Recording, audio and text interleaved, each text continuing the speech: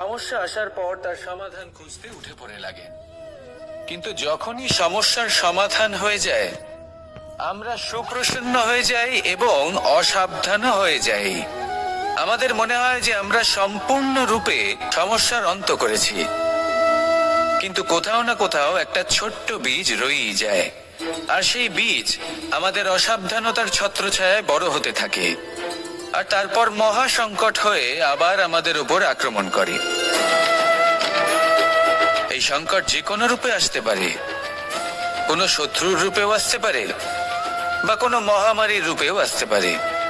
সেই জন্য সব সময় সাবধান থাকাই উচিত, কারণ অসাবধান হলে কি হয়, আমাদের সুরক্ষা চক্রে একটা ছেদ উৎপন্ন হয়, আর আমাদের শেষ করতে পারে এমন এক বাণ সেই ছেদ বিন্দু হয়ে আমাদের হৃদয়ে প্রবেশ করতে পারে। তাই যে কোনো সমস্যার সমাধান করুন, জয়ী হন, উৎসব পালন করুন, কিন্তু সাবধানে থাকবেন।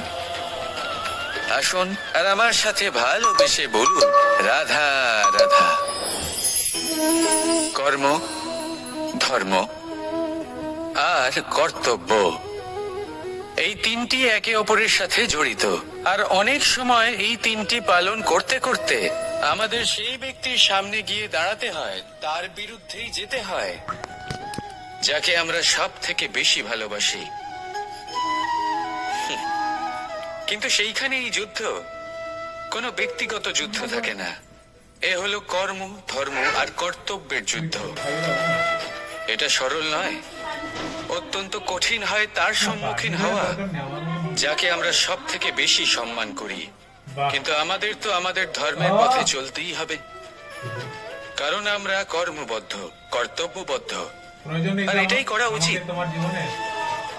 শুধু এটুকু মনে রাখবেন, যদি আপনার উদ্দেশ্য শুভ হয়, আপনার ভাবনা শুভ হয়, আপনি যদি কর্ম, ধর্ম আর কর্তব্যের পথে অগ্রসর হন, তাহলে এই প্রক্রিয়াতে যদি আপনাকে আপনার আরাধ্যের সামনে দাঁড়াতে হয়, তাহলেও আপনার কোনো ক্ষতি হবে না। তাহলে আসুন আর আমার সাথে ভালোবেসে বলুন, রাধা রাধা। মানুষের কোন বিষয়ে অহংকার থাকে?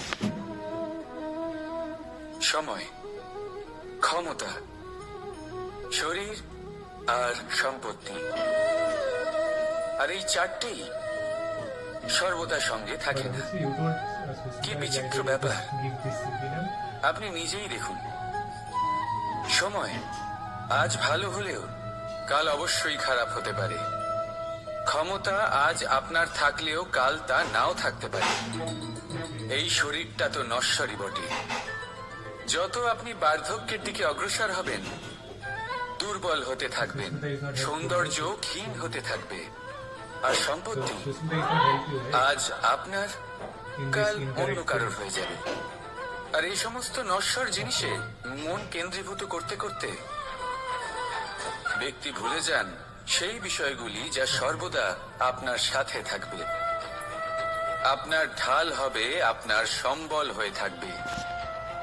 আর তা হলো আপনার স্বভাব, বুদ্ধি, সৎসঙ্গ আর খাঁটি সম্পর্ক। নিজের স্বভাব শীতল রাখুন, কর্মে বুদ্ধির পরিচয় দিন, সর্বদা ভালো মানুষের সাথে সময় কাটান, আর খাঁটি সম্পর্ক সর্বদা পালন করুন। জীবনে সর্বদা সুখী হবেন। রাধা রাধা। আমরা কর্ম করি।